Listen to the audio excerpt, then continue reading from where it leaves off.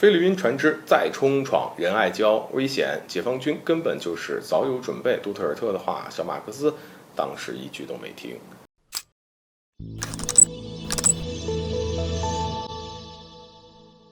各位好，欢迎来到赵太阳观察室。自从菲律宾与美国之间的互动越来越频繁，你会发现小马克思当局明显就变得猖狂了不少。而近日，菲律宾2艘巡逻舰再次闯入仁爱礁，而由于未经过中方的允许，第一时间就遭到了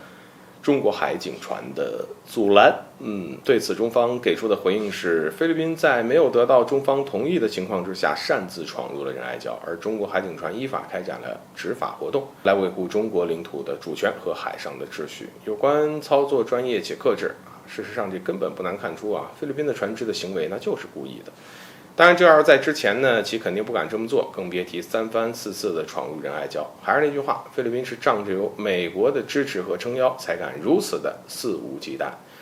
而这段时间以来，中菲两国在南海可以说是进行了数次交锋，而毫无例外的每一次都是菲律宾方面先挑起来的。抛开这次不说中国海警船只遇上闯入仁爱礁附近海域的菲律宾船只，双方距离一度仅90米，而中国期间呢是进行过多次警告的，但是菲律宾方面并没有听得进去，所以无奈之下，我国呢只有采取行动来维护国家主权。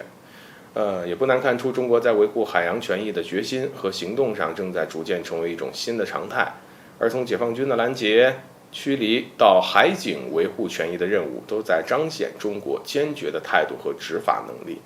菲律宾自以为能够仗着美国吓唬中国、逼退中国其实呢，这反而会让我国维护国家主权和领土完整的决心是更加的坚决，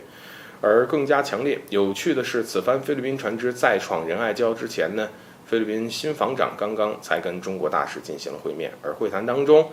其也明确表示，菲律宾方面坚持一个中国原则，而其也愿意与中方共同努力，妥善的管控争议，来共同维护地区的和平与稳定。与此同时，该防长对中菲加强军事领域的交流合作也是持有非常积极的态度的。总的来说这次中菲之间的会晤是非常良好的，而事实证明呢，积极也好，给出的承诺也罢，转身都变成了假象，变成了一句空话。而菲律宾船只还是在没有经过中方允许的情况下擅闯仁爱礁，加剧了两国之间好不容易有所缓和的关系。至此不禁也给我们提了个醒。之前呢，菲律宾前总统杜特尔特曾发出过警告，如果菲律宾公开站队美国，跟中国对着干那么这对小马克思当局而言是一个极其危险的信号。因为一旦惹怒了中国，这菲律宾根本没有办法去抵抗。而当然呢，届时面对危机局面，别奢望美国能伸出援手，以美国的性子，不第一个跑路就算不错的了。可惜杜特尔特说的话，小马克思一个字儿都没听。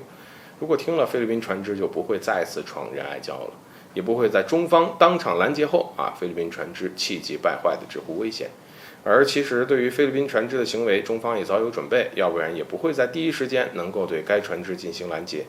虽然中菲前几天会晤还在释放积极信号，但其实还是中国留了个心眼儿。毕竟菲律宾出尔反尔、违背承诺的事儿也不是第一次干，中国不会再上当。而如果菲律宾执意要跟美国站在一起，铁了心的要对付中国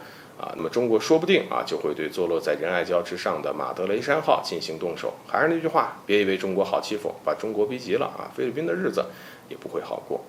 好，本期节目就到这里，欢迎点赞转发，留下你的精彩评论。